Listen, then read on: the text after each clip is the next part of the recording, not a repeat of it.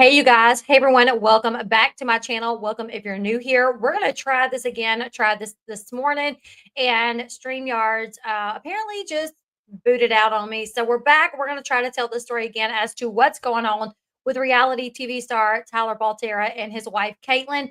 As you guys know, they are in the middle of a lot of drama, getting a lot of backlash because they have been busted, essentially talking to someone that alleges to be a minor that claims to be their biological daughter, Carly, her friend.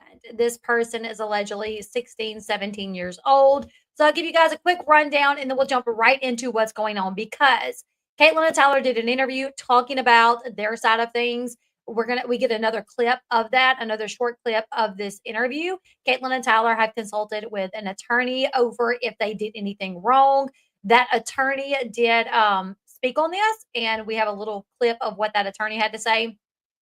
Also, Tyler has seemingly apologized for what they did wrong. So to take it back a little bit, Caitlin and Tyler, they have been shut off from their biological daughter, Carly. Her adoptive parents, Brandon and Teresa, told Caitlin sometime last year, like, hey, we need a break from you guys. We're not going to do an annual visit. We need to back away from you guys. And at the time, Carly's mom, Teresa, said, the things that you're posting online about us, they're just very hurtful, and we need a break from you guys. Brandon and Teresa then blocked Caitlin's number. Caitlin continued sending gifts, and Teresa went to the adoption counselor that they both talked to, Dawn, and told Dawn, can you please tell them to stop sending gifts? It's too much. It's uncalled for. I think she even said something like, it's weird or something along those lines. So Caitlin and Tyler stopped sending gifts, but they started speaking out publicly about what was going on, about how they've been shut off, and how they don't know why, and they don't know what's going on, and they're not allowed to send gifts. And then they started this podcast where they brought other adoptees on, and some of the adoptees that they're bringing on the podcast had a negative experience with being an adoptee.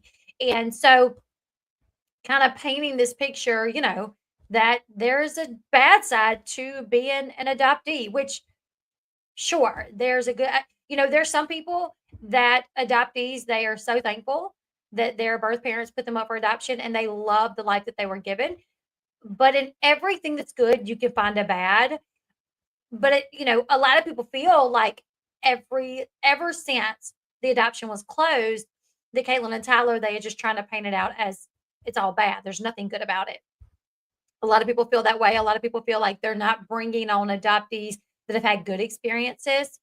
So throughout them now sharing their side of things about how it's not been great, about how there's been a lot of trauma, about how they felt they were at the mercy of Brandon and Teresa, that if they wanted to have an annual visit or if they wanted to be able to check in on Carly, they had to just kind of do whatever Brandon and Teresa said. Even if they had something publicly that they maybe wanted to say as far as adoption is concerning, they felt like if it would upset Brandon and Teresa, then they don't need to say it, because they don't want any access to be taken away.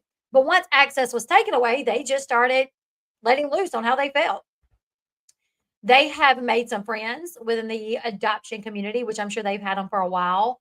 But one friend is a redheaded girl named Erin. Another friend is a dark-haired girl. She got curly hair. Her name is Melissa. Now, Erin is missing in action, from my understanding. I think she shut her social media accounts down. But once Caitlin and Tyler started speaking out about the negative impacts that adoption can have on adoptees, once they started speaking out about things that happen behind the scenes with Brandon and Teresa, once they started speaking out about how they don't know if this is what Carly wants, some of the people that they have aligned themselves with, that they've become friends with, started speaking out on this as well. The redheaded girl, Erin, she, would make videos defending Caitlin and Tyler. Well, this girl named Jenna reached out to, or no, Jenna wasn't, sorry. Let me backtrack.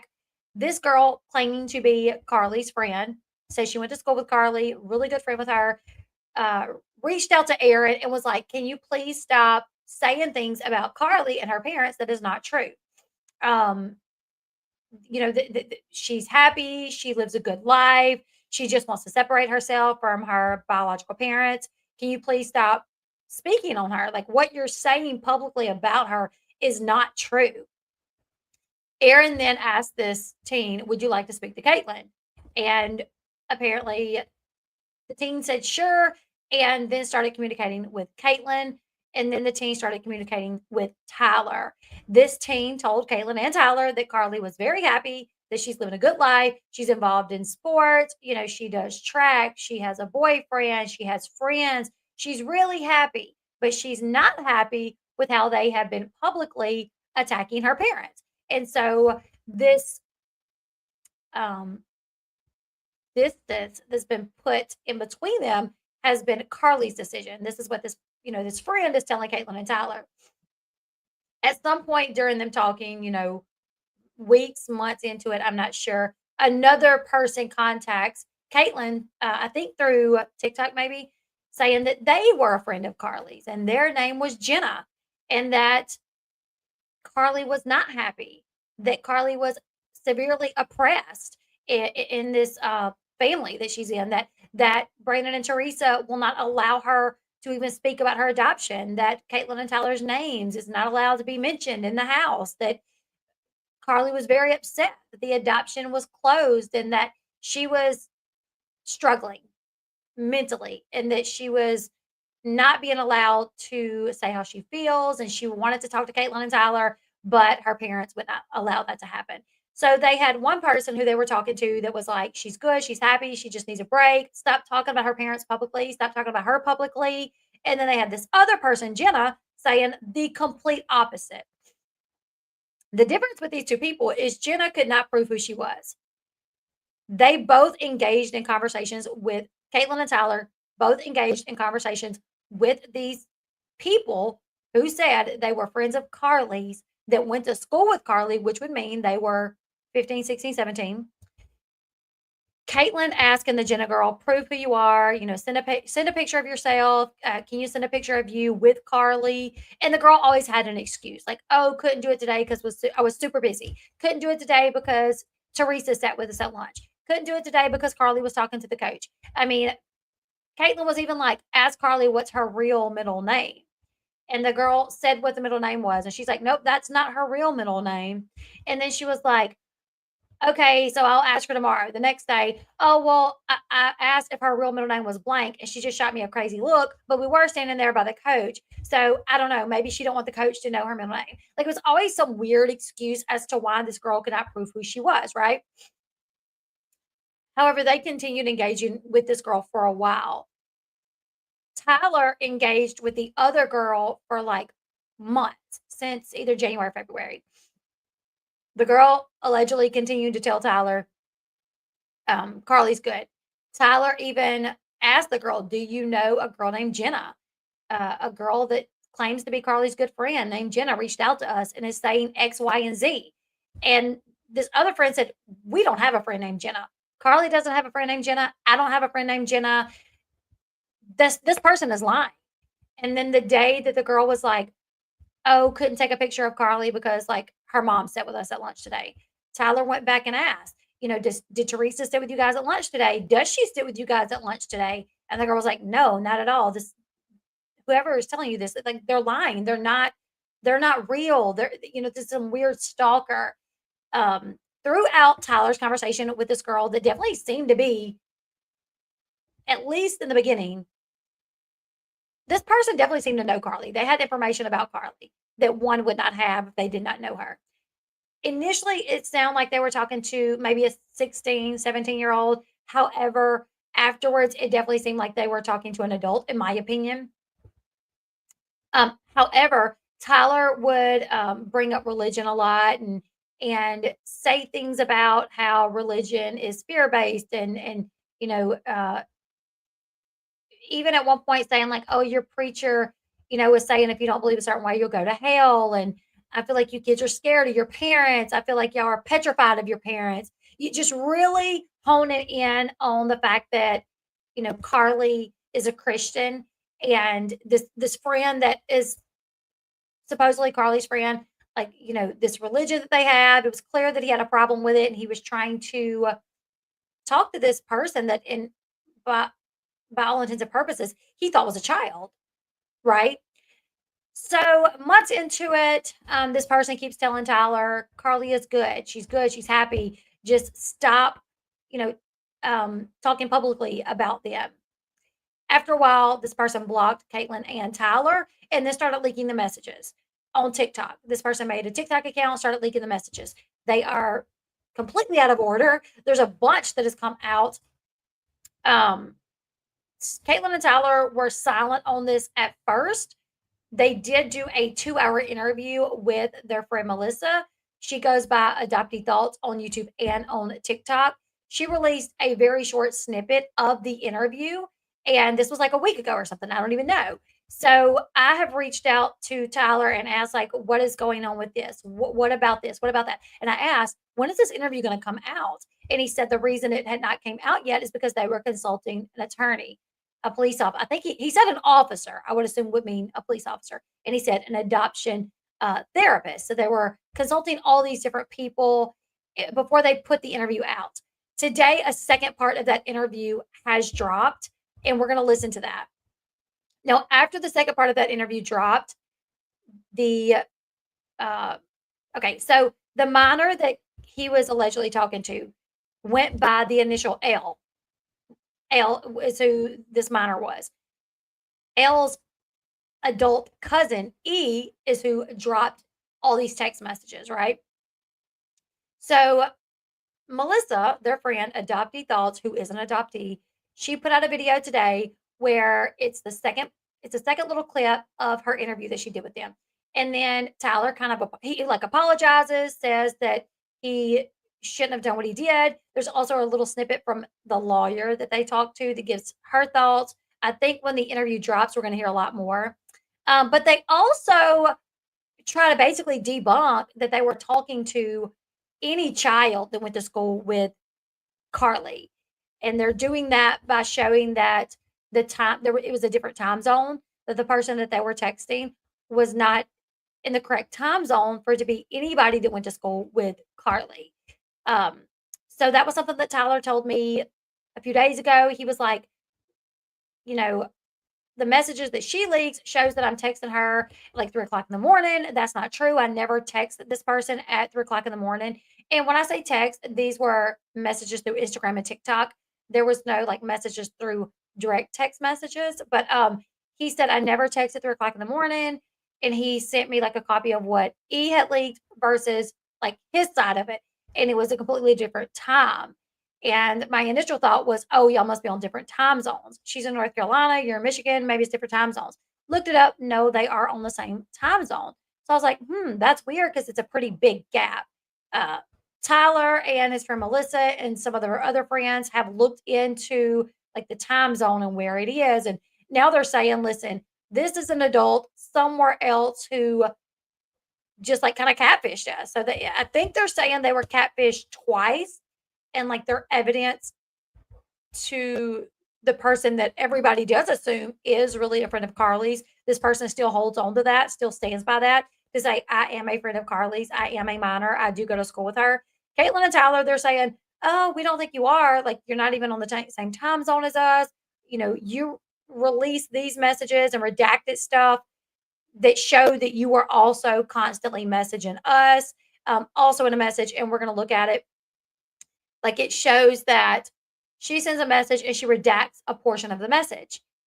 And they said that they were redacting anything that was identifying information to, Carly, Brandon, Teresa, the person that he was texting, anything that could expose identifying information, right? Now, in this video that we're going to watch, on Tyler's side, he shows that something that was redacted was not any identifying information. It was literally the girl reaching out to Tyler first after them not speaking for a while. It was her reaching out to him saying like, oh, I wish I could send you a picture of Carly, but I can't, or something along those lines. We're going to watch the video. However, after this video went out, the E person says that Tyler and his friends doxed her and made a post about it. So we're gonna jump all into this, okay? So here's the video. When we did this live earlier, I did not know that the audio was gonna be super low, so I did crank this audio up, you guys. So hopefully the audio is where you guys can hear it. So this is the video that Adoptee Education, their friend Melissa, released earlier today. This is where they are trying to debunk that he is talking to a minor because the time zone is different and it says it's from somewhere else. And this is where he apologizes. We're also going to hear an attorney speak on this. Experiment where we had him change his time zone on his phone, as you can see here, and what it did to the messages on his side and then the messages on my side. As you can see, the time here changed on Tyler's side, but not on mine, unless I went to my settings, as you can see here, and unless I actively changed the time zones, my image stayed the same, unless I switched it on my side. And as you can see, I went all the way back, put it on automatic, which is New York, and it goes back to normal. When we look at E's messages from Elle, the supposed teen, we can see that it shows that Tyler sent his message at 2:53 a.m. But in reality, we can see what his time zone is here, and that it actually was 8:53 p.m. After seeing that, I checked the images on what another message would look like between me and a friend in Newfoundland. So completely different time zones, and we can clearly see that reflected on each of our screenshots. It was such an odd discovery. And then we see that E redacts L's message here, and the message isn't anything to do with safety. It's just about L contacting Tyler, like they did repeatedly since the beginning of this. And it makes me wonder why they hid that. Now, one thing from my understanding is like the narrative is that like this friend reached out, said Carly's good, leave her alone. Just let her live her life. Stop talking so much about Brandon and Teresa and her. Don't say anything negative because those are her parents. It really affects her. And I think like the narrative is like this girl just wanted to tell them that and then go back to living her life. And like Caitlin and Tyler kept reaching out to her and just wouldn't take her like what she had to say. So I think Tyler's putting this out to be like, listen, yes, I should have been talking to her. Yes, I reached out to her as well, but she also reached out to me. And then she redacts where it proves that she also reached out to me when I wasn't even messaging her. So this message says, there's something wrong with, hold on, let me pull it up over here because it's still little. Bear with me, guys.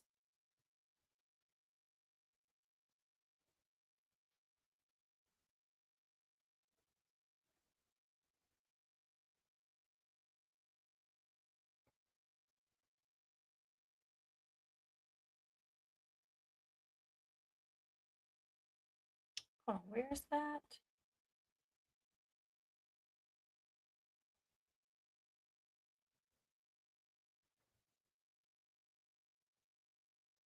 I don't know why it's showing up so incredibly little.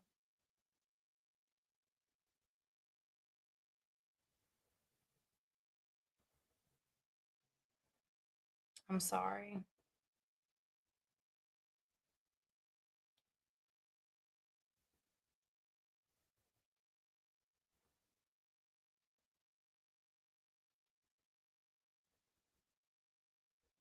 I'm trying to find a bigger picture of it.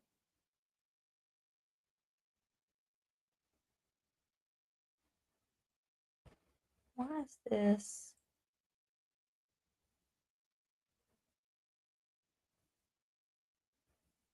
And then we see that E redacts L's message here, and the message isn't anything to do with safety. It's just about L contacting Tyler, like they did repeatedly since the beginning of this.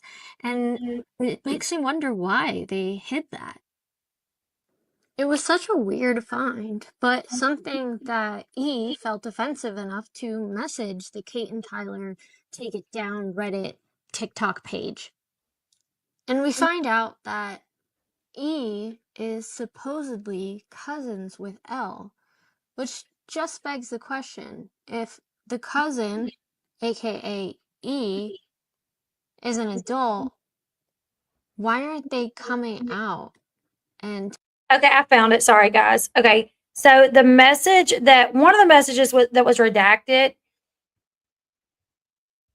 Tyler posted, and it shows that Elle is telling Tyler. Elle is reaching out to Tyler first at 7:32 a.m. on April 8th, and it says, "There's something wrong with your Instagram again now.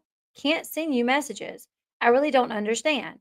Could your account be hacked or something? Maybe try changing your password just to be sure, so that info about Carly doesn't get leaked somehow." So everything was like redacted except the part that says to be sure, so that info about Carly doesn't get leaked somehow.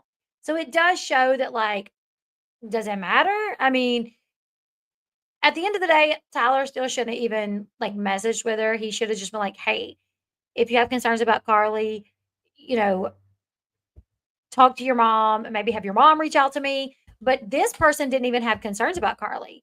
This person came across Aaron's TikTok account where Aaron was saying, Carly's not allowed to have a social media account. Carly's not allowed to have a boyfriend. Carly's not allowed to have a phone. Carly's not allowed to talk about her adoption. Carly's not allowed to do this.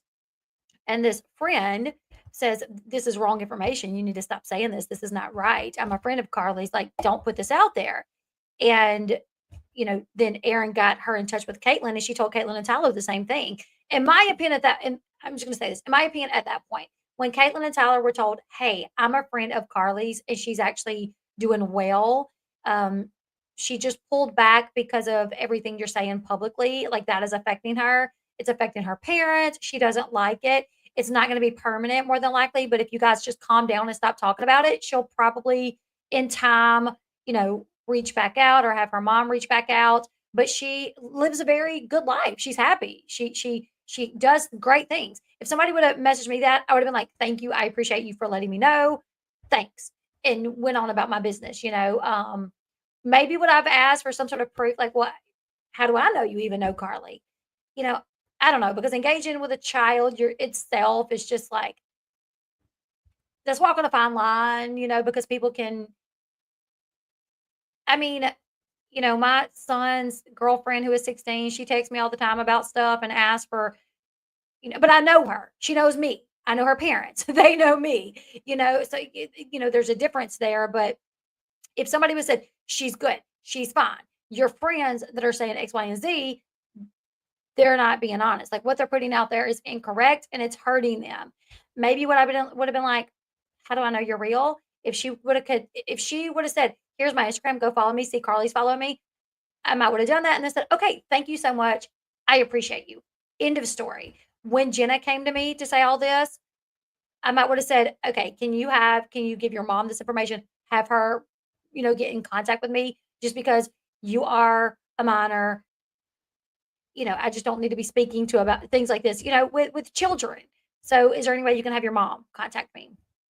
Um, Either way, at the end of the day, they spoke with these people who, alleged to be minors, and you know, the one that's leaking the messages is saying like, "I tried to tell him, but they just kept reaching out to me. They kept reaching out to me. They kept reaching out to me." So Tyler is like releasing a part of that she redacted, unredacted, to show like, actually, no, this person like talked to us too.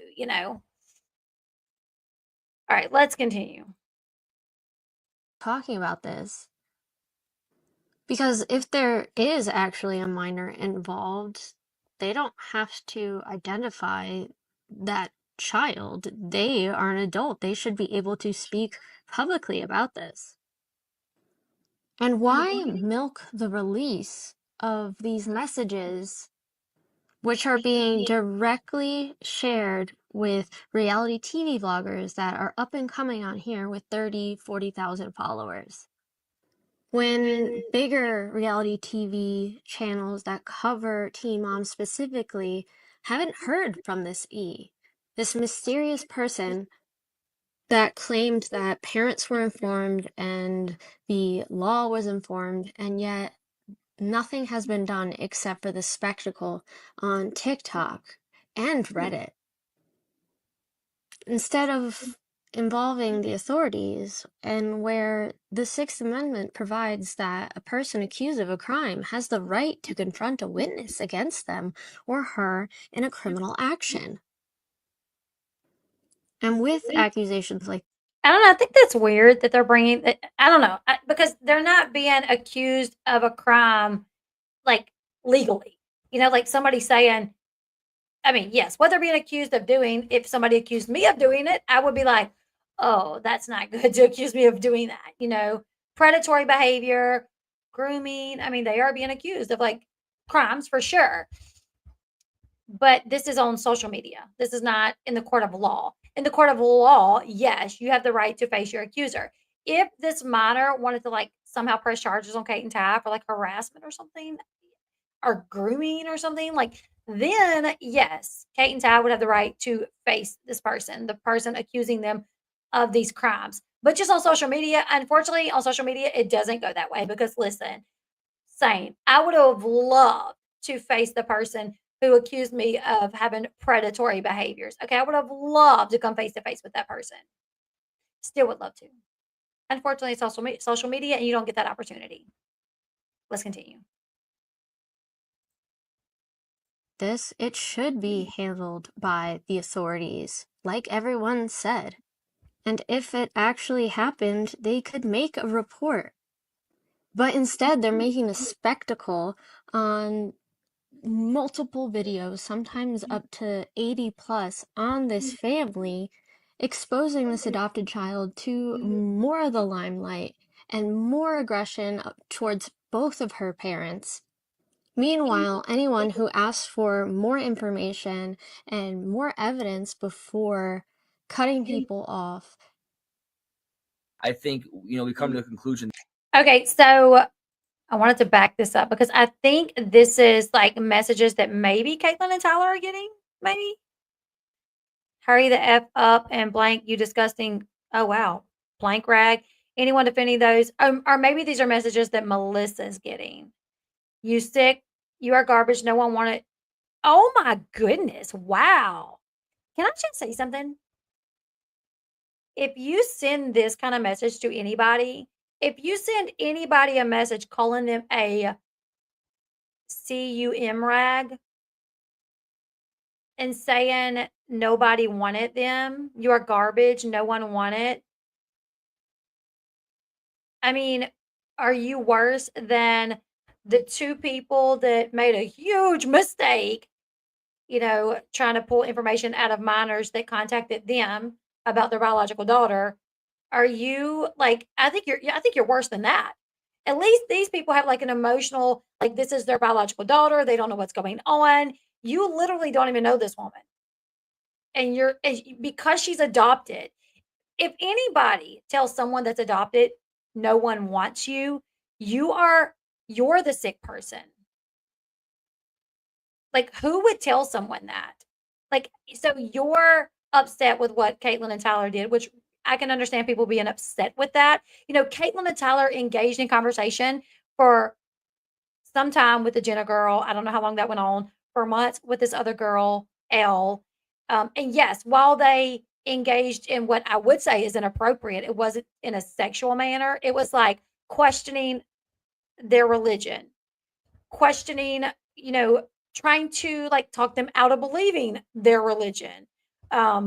Asking for pictures is, pushing it. I understand why they were asking for pictures. There was no sexual.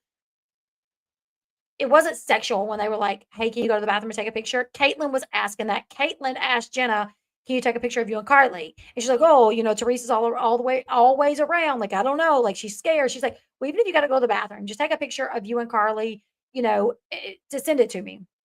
It wasn't like she wanted her to go to the bathroom and like take her pants off and send a picture. Was it was it not okay? Absolutely. But and Tyler, like the way he brought up religion a lot, and yeah, those things were inappropriate. It was not in a sexual manner. Um, but this person, like, you're worse than Caitlin and Tyler in my book. To tell someone that's adopted that nobody wanted you, like, how are you going to, at least if you're upset with Caitlin and Tyler, have a little class when you, or if you're upset with the Melissa girl who's defending them, have a little class in your message to her. Like, for you to say that, like, you just brought yourself below the level of, like, what you're supposedly mad at. Holy wow. Like, what? That's disgusting. How about you just F off and blank, you useless inbred blank. You should have been wiped on the sheets, you disgusting SLUT. Sierra Stellar. Like, what? Who does, like, I feel like you're like worse off. Wow, This that's adopted crazy. child to more of the limelight and more aggression towards both of her parents. Meanwhile, anyone who asks for more information and more evidence before cutting people off. I think, we come to the conclusion that I think just mourning the loss of her. This is a second part of the clip. They did a 2-hour interview with this lady. She's dropped one little 1-minute clip, and here's a little bit more of this interview. It's literally 2 hours long. I wish she dropped the rest of it, but here's another little clip. Is super important for us moving forward, and just kind of accepting the fact that she may never contact us, and that I think to kind of let the mourning happen. I also think too, like, just continuing to work on ourselves to process our grief and stuff too, so that way if she ever decides that she wants contact, we can look at her and say, like, hey, yeah, we struggled for a few years emotionally missing you, but we really were, like, I want to be the healthiest version of myself that I can be. Yeah, and I think what's key here is that we have birth parents who are struggling. We have adoptees who are struggling. And it leads to very unsafe situations. I understand the impact that this has had, regardless of what's true, what's not true. But now that I'm doing this publicly with this interview, I feel it's just the kind of the layer that the natural next step to reaching out privately is to do it publicly and let everyone know the truth and what's happening, and just kind of, I don't know really what else to do at this point. Like you said, I reached out to Dawn. I've said, can you confirm or deny any of this stuff? 17-year-old affirmatively reached out to Tyler, right?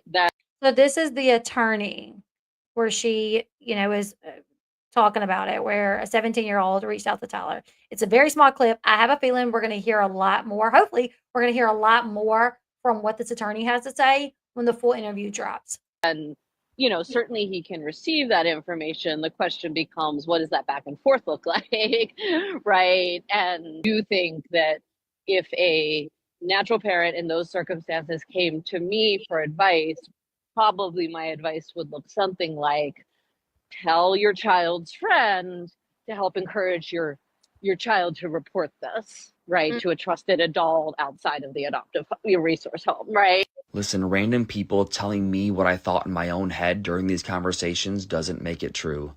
Reading these unredacted messages for yourself, it's very easy to rule out that it's a minor simply by the way they talk and communicate.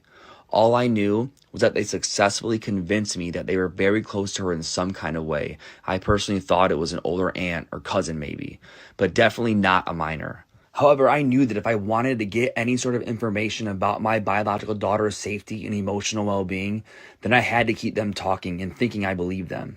Looking back, I now know it wasn't worth it at all, and I should have never continued speaking with this person. But being a concerned birth parent who's been recently cut off with no explanation comes with its own unique emotions and desperation, unfortunately. I now know that my desperation for information and concern for her clouded my judgment throughout all of this, and it's a mistake I had to live with and take full accountability for. Okay, so in these messages, he says that he, they talked like an adult. He never really believed they were a minor, but they were giving him information that was concerning. So he felt like he needed to have them think that he believed them to continue talking, to continue getting information. But I'm like, I could kind of understand that as far as like Caitlin with Jenna, because the information that Jenna was giving Caitlin was concerning. So I could kind of like, okay, but the other girl, this Elle girl, was not given any concerning information. She was actually given like information that would have had me be like, whew, okay, glad to know that. Okay, you say she's happy. You say she's living a good life. You say like she's popular, she's in track, she's in this, she's in that, and she's super happy. She just wants her biological parents to calm down and stop talking about her and her parents. Okay, like what there's nothing really concerning about that. You know what I'm saying? There's like so that is a little like, well, she didn't really tell you anything concerning that would have had me feeling like, well, I need to keep in contact with you because like clearly Carly's in danger and you're, you can tell me what's going on over there. Like the Jenna girl, I could kind of see that, but Jenna very quickly, we knew like the second time, Caitlin asked her to prove herself and she couldn't. That was like it for me. I'm like, okay, clearly this is a catfish. Clearly this person is lying, right? So that's a part of his response. He does say, his needing to know or this desperation to know how Carly was doing clouded his judgment.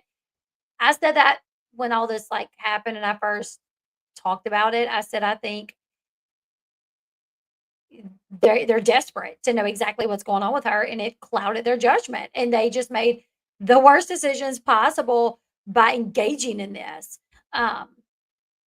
Now, after this went up, E posted one more post, and it looks like E deleted everything.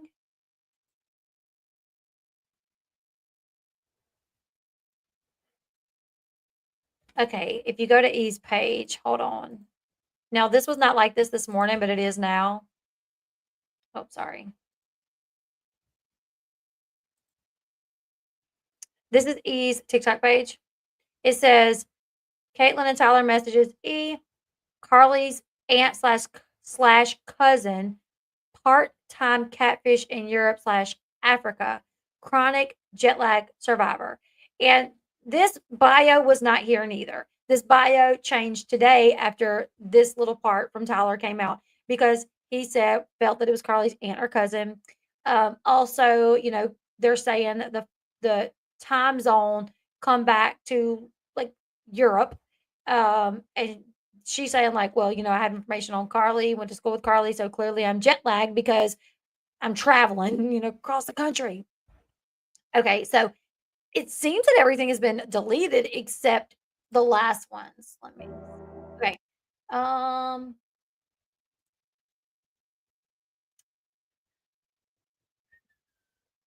gonna go to my Facebook and look at them because it's gonna keep getting interrupted with any notifications that I have on there, and you can't see the top. So let me go.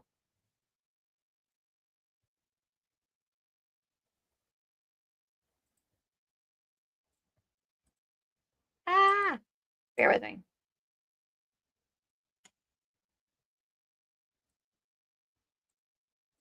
Okay.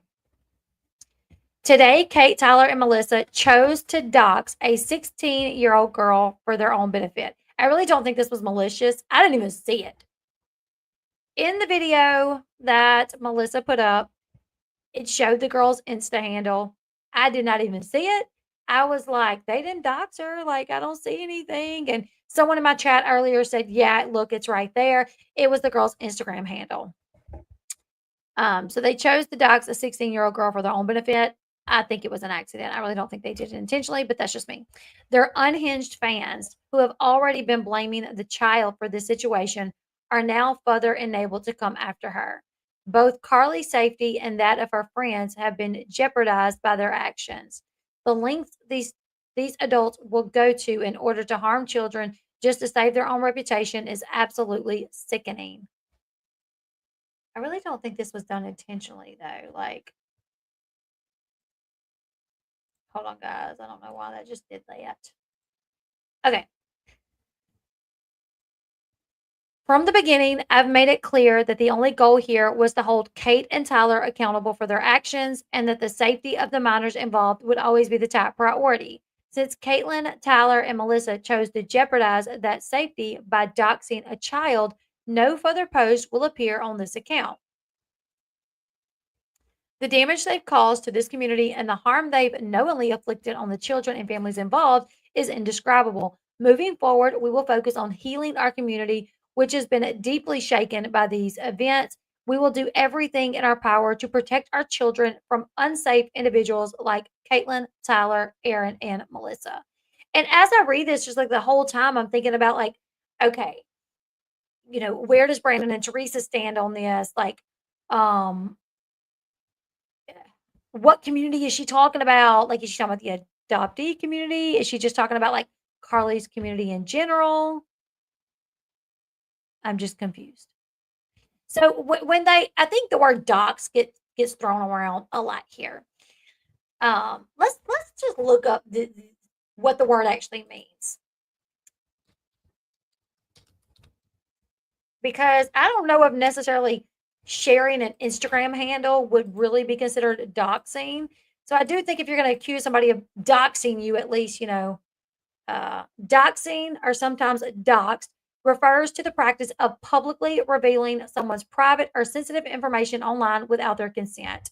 This information can include a person's real name, address, phone number, email, financial details, or other personally identifiable details. The term dox is short for dropping docs, meaning documents. And the practice often involves sharing this information on various platforms to harass, intimidate, or seek revenge on the target.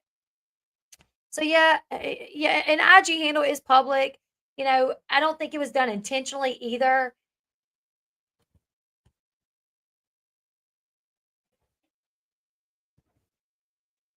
Yeah, I'm not saying it was okay. I'm not saying it was okay, but I'm just saying it's not a dox. They could say they outed my social media handle, where now people can find me, know who I am, and contact me. And I even said, like on the video earlier, nobody reach out to this person. This is a minor. From what this person says, they are a child. They are a 16, 17-year-old child. So anybody that did see the handle, please do not contact them unless you want to be outed too, like, for talking to a minor. Because if I was this person and people started inboxing me, I might be like, okay, we got more people wanting to talk to a minor. That way just maybe it would stop people from wanting to do it. But it's not technically a dox, because when you say dox, that riles people up, especially when you're talking about doxing a minor. When you're like, oh, Caitlin and Tyler and their friends doxed a minor. Even me, I'm like, what? When I heard it, I'm like, what? They doxed a minor? Like, are you freaking kidding me? I got children and I've been doxed before. So the thought of somebody like doxing my 16-year-old would make me livid. The thought of somebody putting my now he's 17, my 17-year-old Instagram handle out there publicly would make me mad. It would absolutely irritate me. If it was done intentionally, it would make me even madder. Would I go so far as saying like, oh, they doxed my 17-year-old? No, I would be like, they released his Instagram handle. I didn't even see it, to be honest. Like, when somebody told me that they doxed the child, the minor, I watched the video like 3 times and was like, no, they didn't. They didn't dox her. Like, I thought the part where Melissa like was showing messages with her friend, when it flips to those messages, for a second you could see the friend's like picture and name, and then it like something scrolls over it to hide it. So I thought that that's what they thought, that it was that, and they thought that was the person. And so I was like, no, that's just Melissa's friend, where she was like showing their messages to show the time difference. And then in the live earlier, somebody was like, no, it's the handle underneath. It's very tiny. On my video, you couldn't even make out what it was. But yeah, social media handles can be deleted, made new. Yeah, they can. I'm not sure if they can or not, but well, even if you have to start a new social media to shut that one down to start a new one, like, I would hope people's not looking for this person. Yeah, doxing is the last thing I'd be worried about. Carly, her mental health is the thing that worries me the most. Absolutely. Didn't Dawn tell them to keep trying to reach out when they called her for advice when they were blocked? Yes. Yes. Caitlin and Tyler said on their podcast that not only did Dawn tell them to keep reaching out, but they talked to other adoptees, and those adoptees was like, keep messaging, keep holding up your end of the agreement, your end of the contract. You said you would send gifts, you would reach out, you would send updates, you would send pictures. Just because, and this is what they said, just because Brandon and Teresa no longer want to hold up their end of the deal doesn't mean you stop. Keep doing it, document it. That way, if Carly ever comes to say, why did you stop checking in on me? Why did you stop sending gifts? Why did you stop sending pictures? You can say, wait, no, we never did. They stopped, we did not. So yes, Caitlin and Tyler did say that they were encouraged by Dawn and by other adoptees to continue doing that. Christy says, I do not think the person who leaked these messages is a minor at all. Them leaking all of this info is what puts C and her friends in danger. Sounds like a hater in the adoption community. People flip-flop on their expectations for C and T sometimes. B and T didn't know Teen Mom was going to be a series when they adopted Carly. When it got too much, they asked T and C to stop, which T and C flat out said they had every right to talk about Carly. Kate and Ty just want to know that cutting them off is what Carly wants. They're so fixated on that. The truth is that they're not entitled to know that, even if Carly did want to reach out. That's so true, is they are fixated on that. They're like, we want to know for sure that it's her decision and not Brandon and Teresa, not somebody else. We want to know that it's Carly's decision. But really, while they want to know that, they don't have to tell them. And if it is Carly's decision, she may not want to tell them. She may, say like, oh, it's my decision, but you tell them, The adoption laws here in Michigan need to be overhauled big time. What do you mean about David Easton? Are you talking about his son, Caden? Caden's sister passing away? I did hear about that. Their fixation has become unhealthy at this point. I can agree with that. Yeah. All of this stops with a message from Carly or her adoptive parents. Possibly. Well, for the longest, I was like, yeah, why can't Brandon and Teresa just say, listen, it's not permanent. We're human too. You said things online publicly, and now we're getting bashed. Our feelings are hurt. We're shutting it down for a little bit until we calm down. And when we feel better, we'll reach out to you. Just in the meantime, if you don't mind, just please don't say anything online that's going to upset us and hurt our feelings.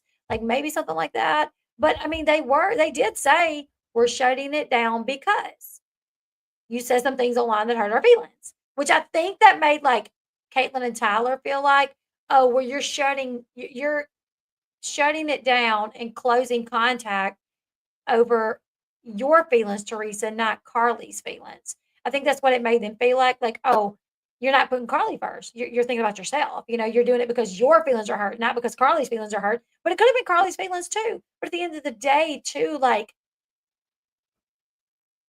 as a mom, if my older kid's dad was on social media, like saying things about me that was hurtful to me, would I be like, okay, not going to talk to you for a while?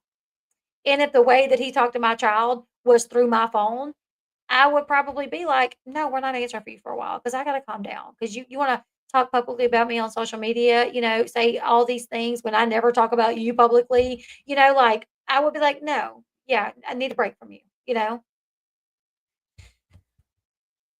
Mary says maybe Brandon and Teresa are done with them and they have every right.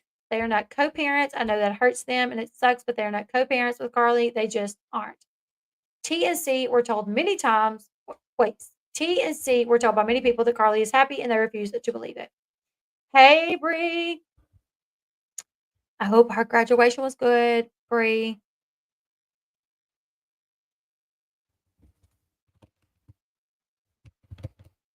Marissa says, I've been in a similar situation in my bio parents. My foster parents both kept pulling. I'm 41 now and still have issues. Wow.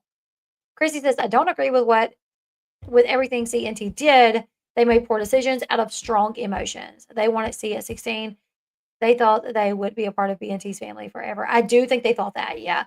And then there's someone else.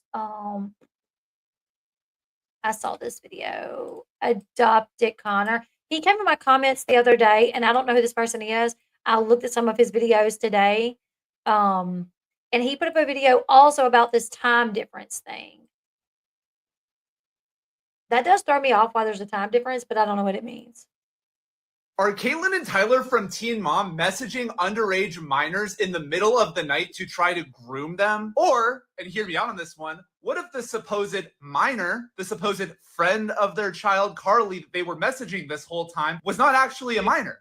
What if it turns out that this supposed minor they were texting was actually an adult located on the other side of the Atlantic Ocean? The creepy weirdo staying up until 3 a.m. sending messages wasn't Tyler, it was some rando in Europe who was trying to destroy his family. And no, I'm not talking about Jenna, the catfish that at least all the Teen Mom fans can actually admit is a catfish. I'm talking about the other one. The one people want to believe is a minor. What if I told you that the person leaking these messages to all of these bad actors like E, like the cancellation subreddit, like Tiffany and Michelle, what if I told you that person was completely lying this whole time? And I really have How to do you know that they are lying though? Like, I get it. Like, okay, hold up. I don't know Adoptee Connor. But he did come to my chat the other day and said he had like some evidence that this person was texting from somewhere else and that it wasn't Carly's friend. And I said, okay, I'll watch the video. So I did. But just because there's a time difference does not mean this person is like clear across the country. There could have been somehow changing the times on the phones, something, you know what I'm saying? Like, if you're going to state, like, as a fact, it was this person that was clear across the country, like, that was texting at 3 o'clock in the morning, like, where's the evidence to support that outside of, like, the time difference? props, because Tyler, the guy who is the victim of this catfish and the guy who blew a giant hole in the adoptee community with all this drama, well, he put on his detective fedora and he actually figured it out. Because as you can tell by these screenshots right here, the catfish was 6 hours ahead. What does that mean? Well, it means the catfish was in one of these purple countries in April, in May, and the entire time in between. If this is Carly's friend, how is Carly's friend going to high school on the East Coast and in Europe at the exact same time? I'm done here. I'm not interested in the Teen Mom drama, but if you're a Teen Mom fan and you want to know more, Melissa, aka Adoptee Thoughts, is going to put out a comprehensive video going through everything, talking to Caitlin and Tyler, and getting their perspective on all of this. It should go without saying here, but the catfish deleted a lot of messages from the conversation before leaking everything. And the internet really doesn't understand what actually got Caitlin and Tyler so worried enough to actually get involved with these catfish to begin with. Those two have their crosses to bear, and I'm sure they'll get into it with Melissa. But I would argue the people who have the biggest crosses to bear in all of this are the people constantly spreading false information without verifying it, perpetuating a months-long smear campaign against Carly's family of origin, and constantly speaking directly for Carly at all times throughout the entire process. Hate mobs are attacking and harassing anyone who has so much as spoken with Caitlin or Tyler throughout all of this, and some of the biggest perpetrators in everything are adopted people. This drama has driven a giant wedge through our community and jeopardized genuinely good projects that people are working on, all because of their association with Caitlin and Tyler. And to the people who have been fanning the flames of this for weeks, I ask you one question. How does any of this serve Carly? I wish people knew that Okay, most so adoptees that was Adoptee Connor, and he says Melissa did this interview and they have this evidence, and I really want to see it. And Mary said that Tyler hired a really good PR firm. Did he? Adoptee Connor said that anybody that talks to Caitlin and Tyler since all this has happened is getting attacked. I really haven't been. I mean, when this first happened, when like the first batch of texts dropped and then maybe the second one, I had not had time to like read all of them and put them in any sort of order to cover it. I got some like me messages like, oh, why aren't you covering this? It's because you like Caitlin and Tyler. Tyler probably told you not to cover this, blah, blah, blah, blah, blah. Like you're in his pocket. I got a few of those, where I thought, wow, like really? But since I've started covering it and I still try to see, like, I'm still trying to be very true to who I am. Like if I see something in this situation to where I'm like, if it makes my ears perk up, I'm not going to not mention it because like, oh, I don't want to be perceived as I'm taking up for anybody. Like I still should be able to say, wait, that really doesn't make sense. And that makes me wonder what's going on with this. Do I think that we're hearing everything from either side? No. I don't think we're hearing everything from either side. Does that change the fact that Caitlin and Tyler thought they were talking to minors? Nope, it doesn't change it. Like, they still thought they were talking to minors, and I could even understand if it was like a couple of days of like asking information, like what, how do you know, like like something like that. But like going on for months and just the bringing up, the religion and sending stuff about the schools and oh, this teacher got fired for that. Like, that is really what like was really not okay for me. If this just would have been a much more on a smaller scale where this Jenna person reached out and gave them really like scary information, and Caitlin, who is a female, talked to this 16-year-old female and was like, "Who are you? Like, how do you know this? Prove to me that you know my bio child." I could even like somewhat be like, yeah, I can understand that. I will be like, what? But the person saying she's good, she's okay. Okay, great. Continuing this back and forth, back and forth, back and forth. Yeah, I don't know. That's just definitely not a good look. Doesn't matter to me if it was a catfish. The principal is still wrong. It makes me mad because I felt so bad and thought the video would help them calm down and see she's okay. But it turns out they already had it, and it didn't help them see she was okay. So I'm just disappointed in it all. Yeah. Maybe if they realized they may have a better chance at talking to her at 18 if they would just listen to everyone telling them to back off and wait for her to reach out. Okay, I can tell you why they don't want to wait till she's 18. I think, my opinion. Because for one, they have heard about this adoptee fog that adoptees go through, that even if they really do want to talk to their bio parents, they do not reach out to them out of fear that they owe loyalty to the parents that have raised them. So they don't do it. Like, they've heard all these stories now about like adoptees who wanted to talk to their birth parents, but didn't until they were 30 years old because they were in the fog for that long. So I think for them, they're like, even at 18, if she wants to reach out to us, she might not, they are anti-religion, so it's never going to work for them. That's very sad. I hate that. I hate that, like, he just sees it the way that he does so harshly, because watching Carly, the pictures that I've seen, watching her sing, she does not look like the type of person that would just like shut you down because of the way you live differently than her. But it seems like, I don't know. And I think Carly may feel some sort of disloyalty by reaching out, even if she's not able to articulate that. But I don't think it's necessarily because she was made to feel that way by her parents. Allegedly, maybe, are they really anti, or is it more like they're atheists? It seriously doesn't. I mean, just from the way that it appeared to me, it looks like they're very anti-organized religion. Tyler says that, he's like, I want children to be able to study whatever they want to study and whatever works for them, go with that. But how does he know that, like, the minor child he was talking to, that that's not what she did? They're like, yeah, her parents are in it, but she went and she got something out of it. And she loves, going to church, and she loves the relationship that she has with Christ. How does he know that? Oh, like, I just feel like he thinks any children in church, that they're like pushed into it and forced into it, and they're like scared into it. I feel like that's the way that they feel. Weren't CNT told to calm down on social media and give them time in order to regain contact? They're doing the opposite. Correct me if I'm wrong. Yeah, even the person said, calm down. Like, it's not indefinite. This is not permanent. They emailed an email account for her. She'll be able to see they contributed to reach out. Heck, she could just watch the show to know how much Kate and Ty have reached out. True, yeah. Okay, I have a question. because me and my husband have talked about this, and I've watched the show from day one. I cover this. Here's just a little part, but my husband, he's like, I think Kate is like the one really emotional about all of this, and at home she probably tells Tyler how she feels a lot, and how and Tyler is like the voice for her. But I'm like, no, I think Tyler's the more.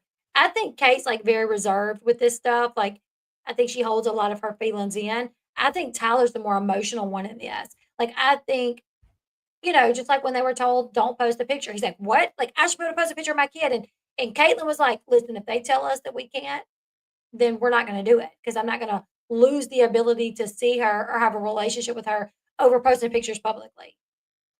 Like, I have always felt like Tyler was more emotionally invested, maybe, or that's what we see of it. I'm not going to say Caitlin's not, but I feel like she's just very much more mild about it, I guess you could say. All right. I've been watching since the beginning, and Kate used to be the voice of reason. See, that's what I always thought too. Like, Kate was much more, because my husband thinks that Kate is like in Tyler's ear and got Tyler fighting this battle for her. And I'm like, I think Tyler fights for what he wants to fight for. I don't think it's necessarily Kate in his ear. Supposedly, T wanted Dawn to relay certain things to C and T now, and T just told them to have the girls send C a birthday message, and then Dr. Drew said, T said send gifts again. I'll read this. Yes. Yeah. That came out in some of the messages that Tyler showed, where Dawn sent Tyler a message saying, they said the girls can send like a happy birthday video or audio, and you can send them, and they got a package today. They think that it could be the gift that you guys sent. They said in the MTV clip while talking to Dawn that they had not tried contacting Carly or seeing her for 2 years while they were not filming. They need to give up. Yeah, I actually saw that clip not too long ago. Somebody sent it to me. How does Carly going to reach out if they were anti-religion? On top of that, they wanted a religious family for Carly. They did want a religious family for Carly. Mary says Tyler is about control.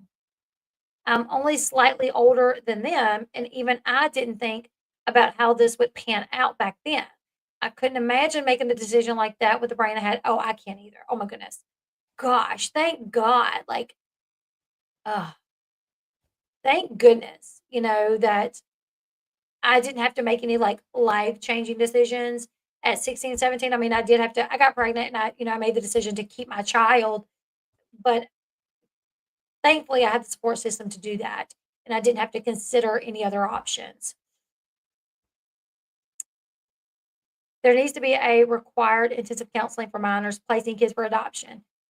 Their continued trauma is simply heartbreaking. Marissa says, Elle, I agree with you. I'm sure Carly knows how much they have reached out, but that doesn't mean that she wants to have a relationship with them right now. Calm down and let her live a normal life for once. Kate is more irrational. No, Kate wouldn't do that. Another part I don't understand about them is that they knew they were religious from the start. Now it's a problem.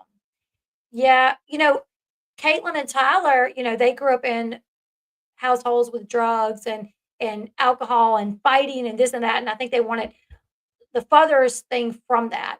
They said, I heard this recently, and I don't know if it was an older interview or something new, where he said, back then they thought if you're religious, if you go to church, like you're good people. So that's why they wanted to place their child with them, with somebody that went to church, religious people, Christians. I actually came across some pictures of like Caitlin and Tyler from way back in the day where they were holding signs where they were like anti-abortion and pro-life, and definitely they grew and they developed their own different opinions than back then. But as somebody said, I think it was posted like on the Reddit, it showed the pictures of them talking about wanting a religious family, or the clip, and then it showed the pictures of them holding the pro-life picture and an anti-abortion picture. And then the person said, this is what you wanted. You changed. They did not. Like, Brandon and Teresa have been the same since day one. You guys have changed. They did. I was like, that's very true. You guys changed, and now y'all's opinions do not align. Y'all's beliefs do not align.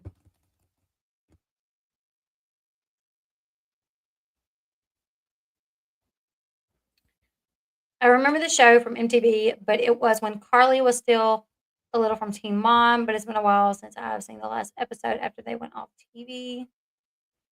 Yes, but then Dr. Drew thing was public. This was so confusing for CNT. It's like having a little bit with no real interaction. This is why minors placed in children for adoption, it needs to be handled way better. This compounded trauma is a tragedy.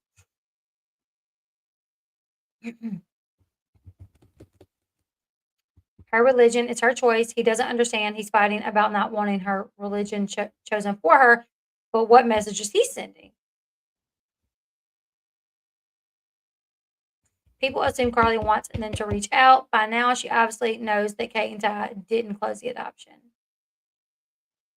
They were asked not to talk about her so much, and they didn't. All they did was trash B&T, and now it seems the situation's irreversible. That's what I think, too. I think they have probably, when Teresa said no more visits, like, we're shutting things down for now, I think if they just would have went quiet as far as adoption, as far as Carly, as far as Brandon and Teresa, in 6 months or so, Brandon and Teresa would have reached back out. Now, I think the damage they have done is irreversible. The text messages about their religion, about him saying, oh, Teresa's never liked me. Yeah, I don't know if they can come back from this. And that's sad because even if Carly, doesn't want, if she didn't want a relationship with him at the time because of the little bit that had happened prior, now how does she feel and how much does that hurt her?